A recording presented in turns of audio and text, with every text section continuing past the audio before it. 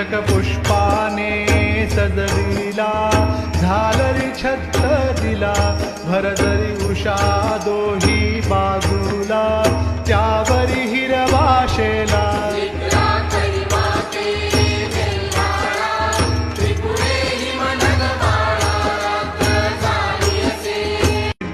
करी माते वेल्हाळा, त्रिपुरे हिमनग बाळा, रात्र झाली असे.